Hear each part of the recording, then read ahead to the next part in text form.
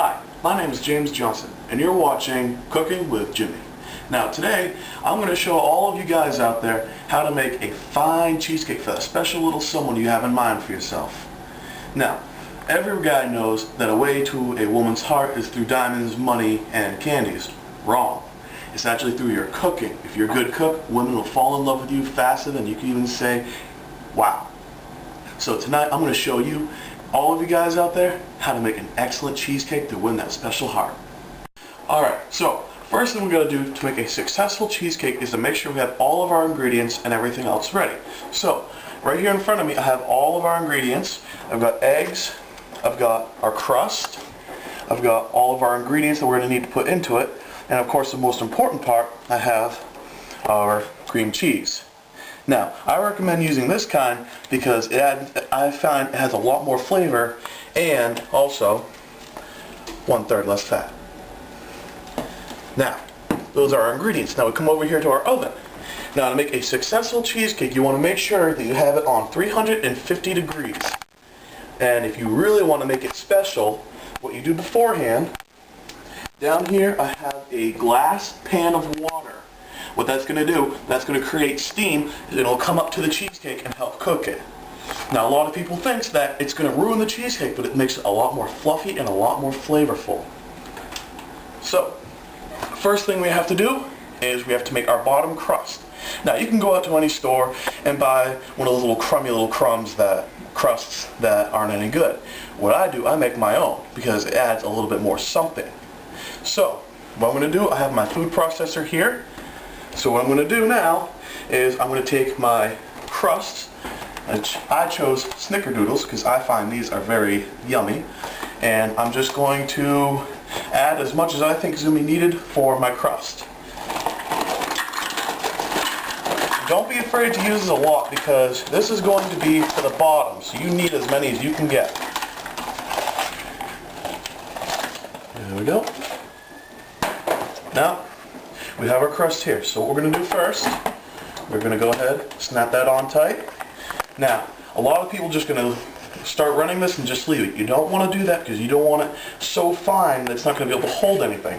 So all we're going to do, we're just going to pulse it a little bit.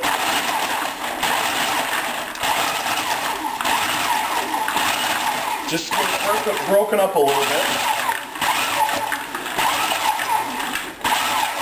There we go. Now, as you'll see, about half of our crumbs here are broken up into half pieces or even in a little bit pieces. So, our next step now is I have a half stick of butter here. So I'm just going to go ahead and pour that right into this. There we go. Put the lid back on. And now I'm just going to keep pulsing it till we get to the crumbs. So now we're just going to keep pulsing it until we get to a nice fine crumb so that way we can put it right on the bottom of our cheesecake.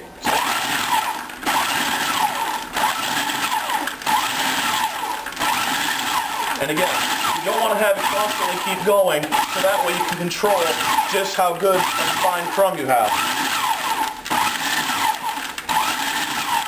Every once in a while kind of give it a little bit of a long pulse so that it kind of gets all the way in.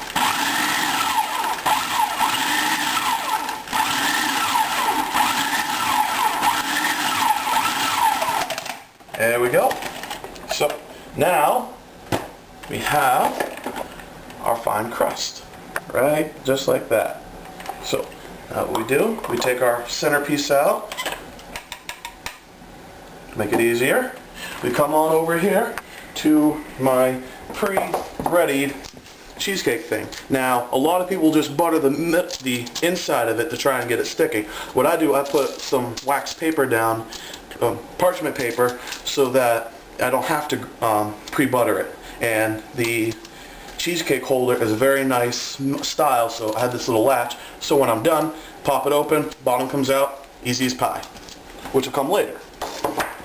So all I do now, I'm just gonna sprinkle it kind of all around to get it in each corner.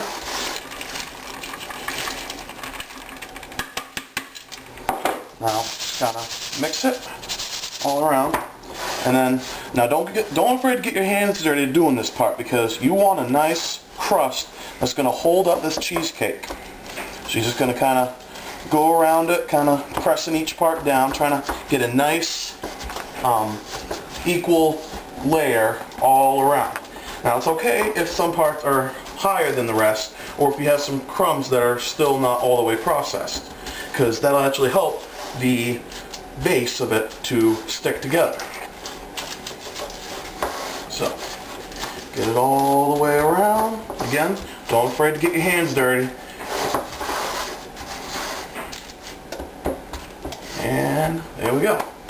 We now have our nice cheesecake crust. So, now we have to start making the middle of it, because everyone knows the secret to a good cheesecake is the centerpiece. Now don't forget to put your blade back in. Alright, so the next part now is to put in our cheesecake. Now for this one, I'm going to be using 4 things of cream cheese. And make sure, very important, that you have it at about room temperature, because if you have it frozen or if it's been in the refrigerator a long time, it's going to be a really hard, and you could end up busting your food processor, which makes me just shake thinking about it. I like this thing. So, we'll go ahead, open up our cream cheese, nice and soft. Alright, so now we have all of our cream cheese right in here. So now what we're going to do, we are going to go ahead and mix this up a little bit before we put anything in, so that way it has that creaminess to it, and it'll be a lot easier to mix everything. So on this one, it's okay to go ahead and set it to a low speed, so that way you can start going. Because if we're sitting here pulsing all night, it's going to take forever. So again, just a nice low speed to have it start mixing it up. One important key measure is to make sure after every little bit you take your little spatula and you go around the edges, because as this keeps going, it starts throwing stuff onto the side and it ends up not being able to mix all together. Now what we're doing now is we're trying to get a very soft, fluffy feel for the cream cheese. So when we add our ingredients, it's going to add even more flavor.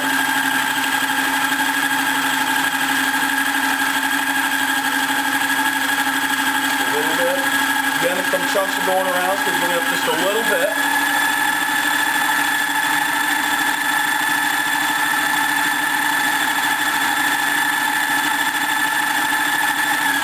Alright. Now, as we look inside, we see it's starting to get that really thin, but also kind of soft look to it. That's what we want. That's going to help it give it that creaminess.